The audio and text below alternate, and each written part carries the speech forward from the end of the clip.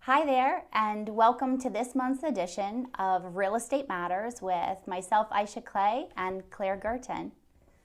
Hi, everybody. Hi, Ayse. We just wanted to take a minute before we get started on our show is to recognize Vince Celli, who is the manager here at Channel 21, and such a loss for all of us.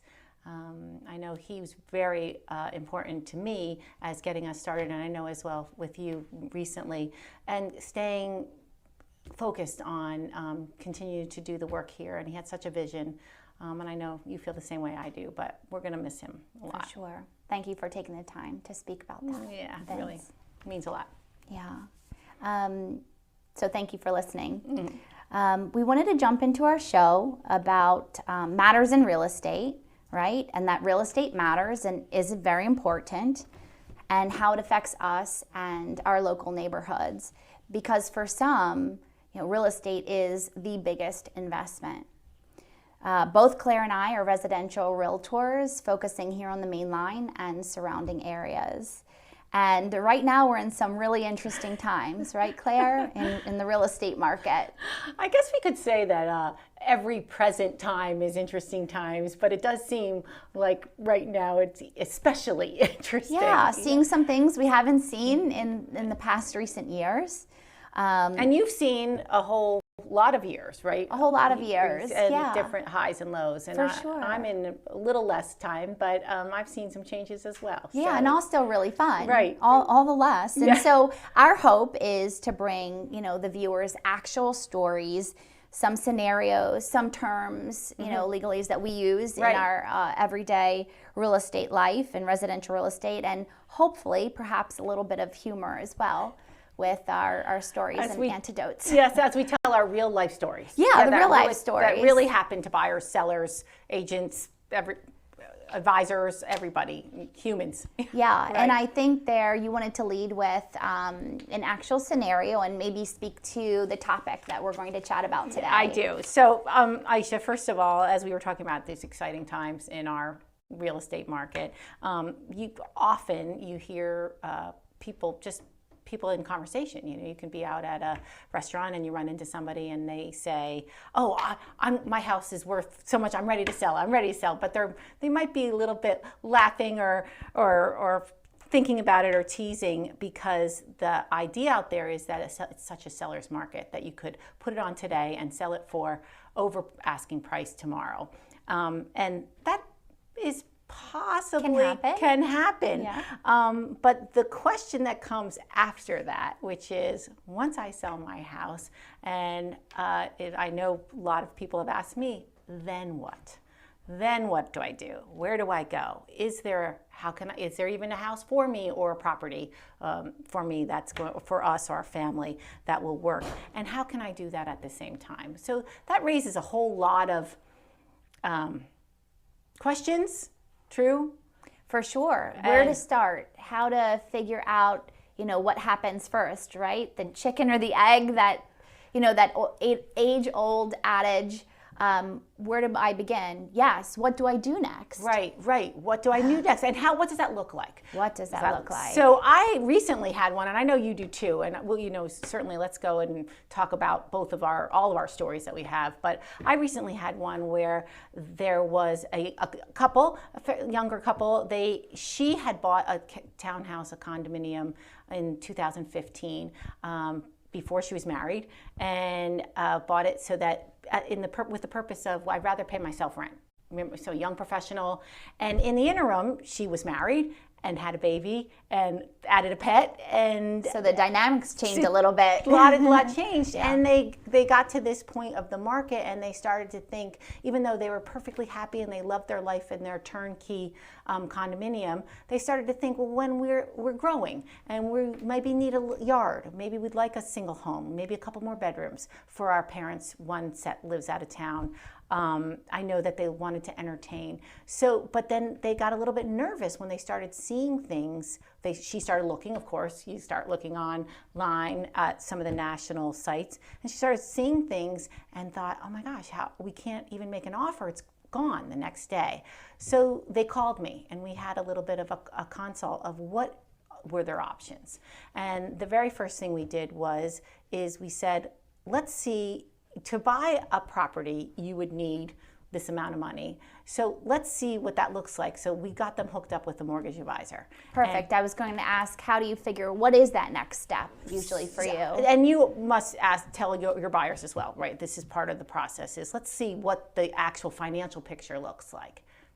Right, because as you know, some people don't know that whole picture. Right. And that lender will help kind of disseminate income, assets, debts, right, for that particular client. Right. And so what did it look like for these folks when you connected them with your trusted mortgage advisor? And they did great with that advisor, and they came back with a much clearer picture, and it became very evident and obvious to be a buyer in this market where they were likely going to be against other buyers, that most likely they weren't going to be able to have a home sale contingency. So where they'd say, well, we'll make an offer on your house, but we have to sell this house first. In a market 7-10 years ago, that was more popular, or more, not popular, but more prevalent. How did they figure out what the market was like? Had you shared a little bit of what you have been seeing and experiencing? Have they seen it? A little bit of both? A little bit of both. So during those initial consult, we really did talk about, and I showed them specific data of what properties were going in their area quickly, and some of the properties that they were looking at, so what they were interested in. And I also gave them a budget. So they said, okay, if we could sell our house for a dollar amount, and then we could look at another dollar amount. But then that got a little bit scary, because they thought, well, what if we sell our house, and then what? Where we're going to go? So we set it all up for them so that they made that choice to put their house on the market so that they could be a stronger buyer, so they could make an offer with money from the proceeds of their home property. So it sounded like a leap of faith if you look at it, but not a blind leap of faith, an educated and thought out. There were multiple discussions, right, that it seemed to happen before they made that decision. Is that right? Absolutely. So when they went to get their home ready for listing, we put it on at a price right of the value of what we felt with the data that it was a fair. So we didn't overprice it. We didn't underprice it. We put it right at that price, and they did get multiple offers. Wonderful.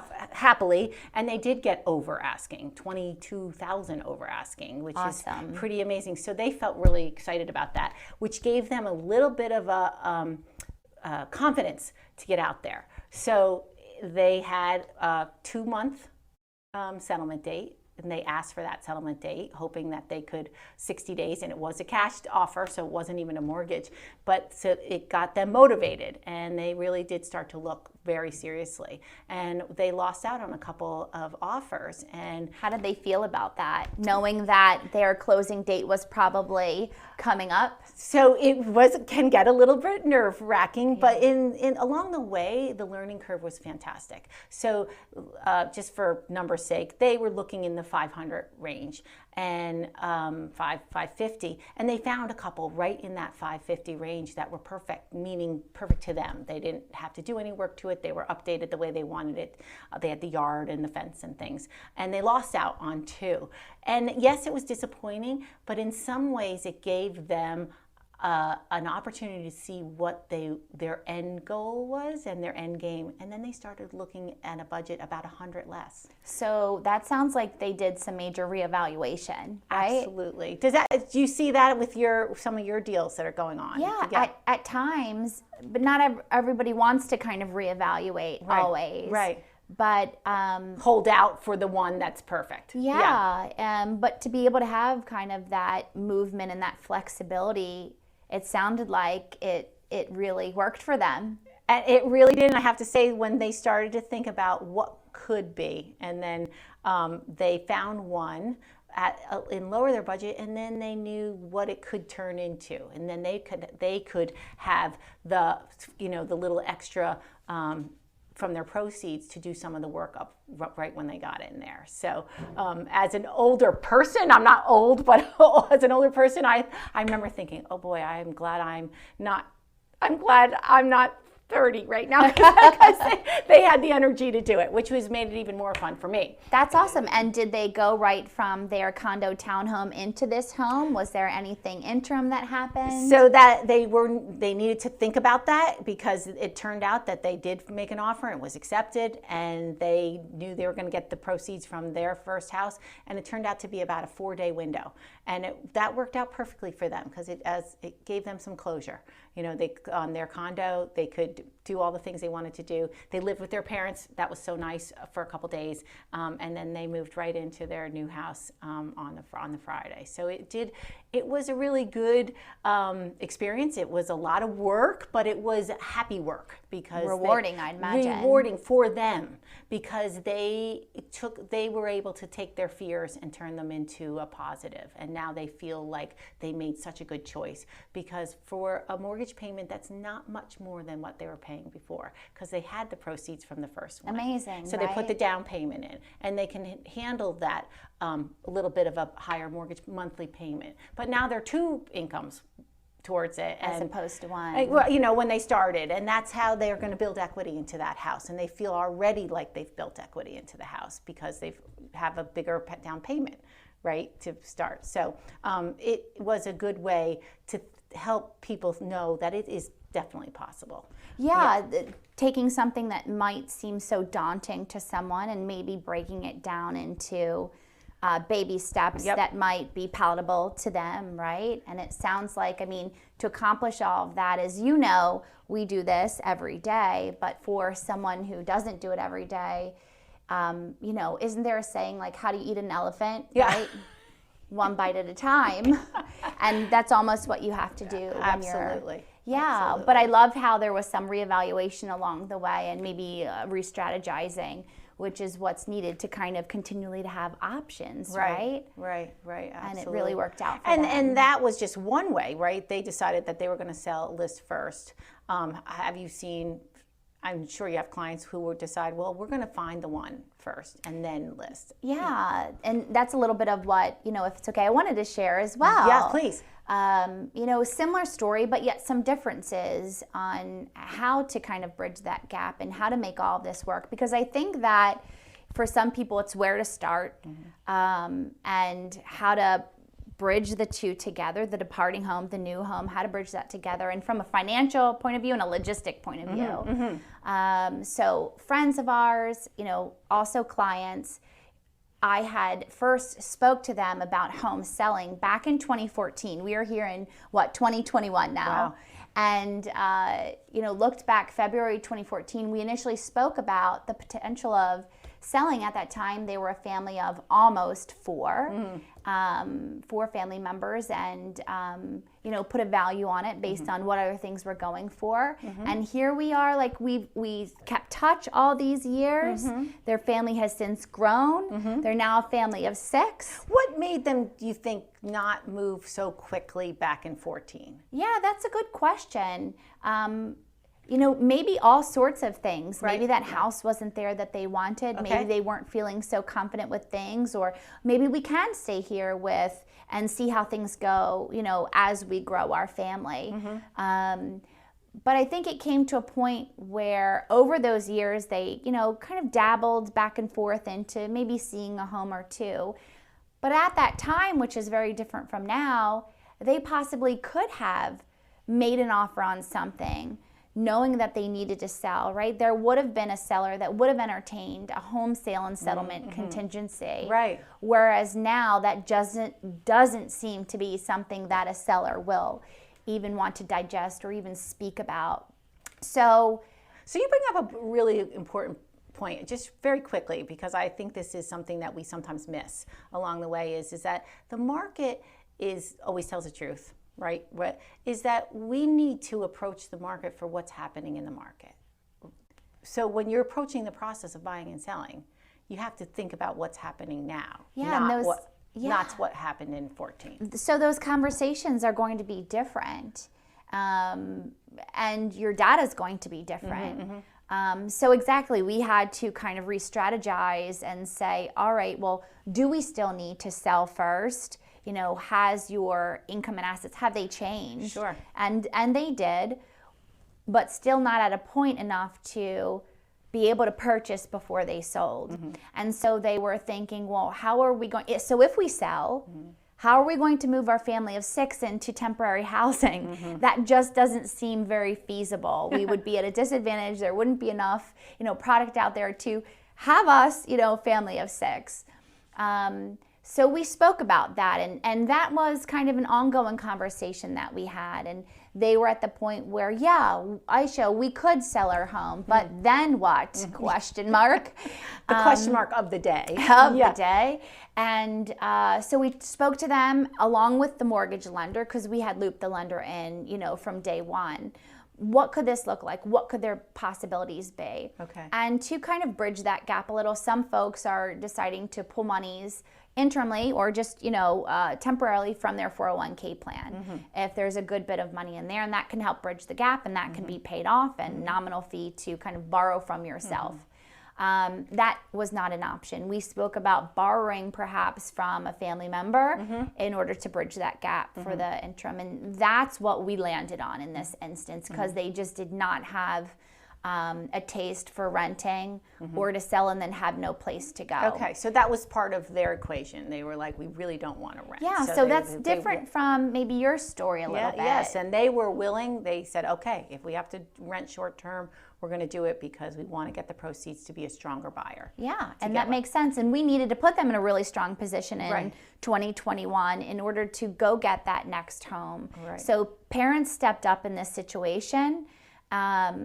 You know, we were in the momentum of getting their home prepped, right, which was great once that was finalized. For listing, their departure home prepped and ready to go little by little. Right. And then in the meanwhile, we would go out and see a home here, a home there.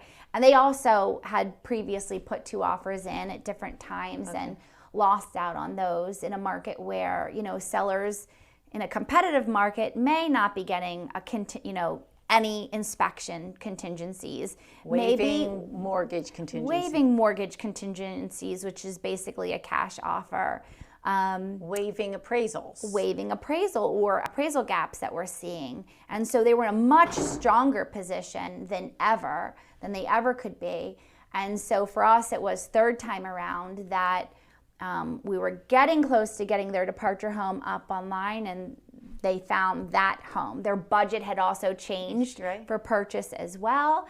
Their criteria had changed, not that they were a family of 6, but for them, they were very specific for a school district. So our options were somewhat limited. So are you saying that their learning curve actually changed along the way? So as they started to think about it and look at houses, and then they got their own house ready for sell. I like that term, departure house. Yeah. They changed some of their thinking on how on the situation for making offers. Yeah, the thinking changed and the strategy changed. The whole plan had changed. And boy, were they much more confident in going to pursue something. And it was just a much more positive and not dread and, oh, how are we going to do this? It was, we are going to do this. It's just a matter of when. Oh, I love that. So the whole outlook really changed. Yes. And yeah, they were able to find a home with a close date, and then we immediately, the week later, listed their departure home up for sale, and were able to garner a couple offers swiftly, and were able to get that buyer to match the closing date that they needed. So again, this was a family that didn't have an appetite to rent, and so we had to really make that work along the way. So basically, they are closing in the morning on their departure home and taking those proceeds right to their new home, being via wire, electronically. And the magic of wire. Yeah. So it does feel like magic sometimes. The unknowns, as they get ticked off to be knowns, right? So once they got on a house under contract to buy, so then they got more comfortable with what that was going to look like and what they needed financially to make that happen. That helped them think about their strategies for their selling.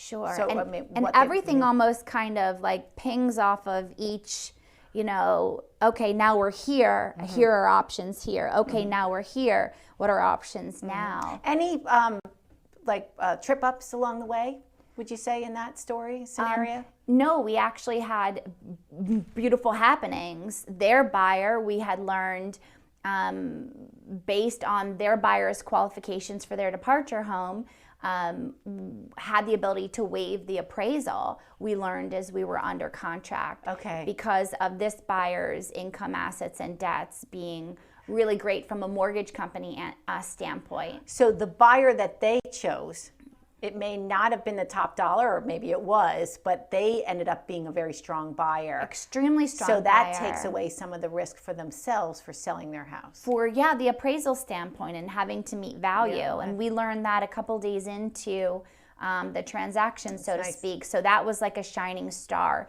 And then a couple more days into things on their new home, they also got an appraisal waiver because they were really strong buyers, thanks for the next one. Yeah, so that's good. For the next one. And so but that confidence was built on the selling, the listing. It really was. That is really an important point as we're helping buyers and sellers is building those confidences and reducing risk. Reducing risk, to me, that's always like the common element. And Same. Taking that departure home that once presented itself to be such a stumbling block in their mind, right, became just like a shining star and really, helped. Propelled it. It did. I mean, we were able to kind of put that aside. That was no longer the weird objection or whatever that we were dealing and trying to work around and dance around. And for some people starting this journey, for those folks who are thinking about starting this journey, it seems so daunting at times and seems like, well, how do I do this? How can this be possible? Yet people do it every day, and there are so many options. So some options I was thinking of in regards to kind of bridging that gap. Some folks have that ability to buy before they sell, no problems. Right, they can carry two mortgages. They can. Do they want to? Not always. That's another question. Right, but sometimes you can. Absolutely, and they say often we can do that.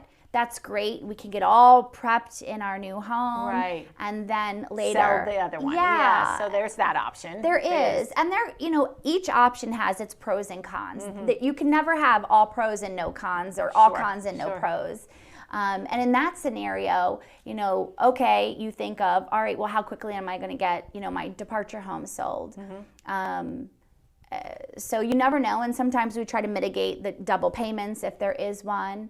And so in my scenario, they were able to buy before they sold. And your scenario, they chose to sell before they buy and have a really specific, they knew specifically what they were working with in regards to dollars and cents. I've had another client where they could definitely afford, they're at a different place in their lives, definitely afford their next thing. They bought their next thing with the idea that they could ease out of their growing up family home. Yeah. And they took their time and they did it in the way that was really comfortable for them. So and very little pressure. And very little pressure, which made listing and selling their home a breeze because they had already left it and departed. They left the furniture to sell it, but they had already moved on in a way. So there are definitely different ways to do it, but it can be done. It can. That's the point, right? It absolutely can. And so some sources that I think about, if folks aren't in that scenario where they have the ability to purchase before they sell, maybe to dive a little bit deeper to think, okay, what are some ways that maybe we can have that ability? Right. And so I think it could be borrowing from a parent. A retirement fund for short term. A retirement fund. Right. It also could be doing an equity line of credit off their present home before you list your home. Right. So it is all possible, but having a realtor that knows those items and that knows that information will help make it, will kind of dial it down to what the options are really quick for you. Now, just to finish up, I know we're getting close to our end point here. Looking back, would you say your clients, how did they feel about the process all the way at the end? What was their Yeah, at the end, I think it's like shooting stars. Yes. And in the beginning stages, it was not doom and gloom because it was all for good reason. Sure. But it just seemed like there was something in the way time and time again. And I had this similar experiences with the story I was sharing is, they felt like, wow, that was worth it to take some jump, a little bit of leap, to work closely with options and choices. And For sure. And that's really, I think, all the things that we talked about today is really important for today's market. Yeah, to have that communication with realtor to client and Right. client to realtor. And then Realtor to realtor. Realtor to realtor. Right. Exactly. Thank you. And then having those open discussions. Mortgage advising. Yeah, looping in that expert in regards to mortgage if it's not a cash purchase, and talking about looking at the income, assets, and debts, what those options could be, and then dovetailing all of that together. Absolutely. Yes. Makes for a better process. And, and getting that all done mostly up front, and then, as you had said earlier, kind of reevaluating along the way depending what step you're in. Absolutely. Yeah. And it gives you confidence in the process. Yeah, which we want every client, Right? consumer to be confident, along and not the to way. have what was the term you used for stories that were maybe not so hyped. Hyped, Yes. yeah. So if we wanted to avoid focusing on hyped up stories in this market and really focus on the stories that are possible and Absolutely possible. and the transactions that go Yeah. smoothly. And there are many, way For more sure. smooth transactions than not. And I know you probably have many more stories, as do I, of the people who are selling and buying or selling. But I think we're about wrap of time right now to share all those. For our next show. Yeah, that would be great. Thanks, Aisha. That was always fun. It's always fun. My pleasure. Always possible, right? Yeah, always possible. Always possible. Yeah, Thanks, that's our new Claire. tagline. Yeah.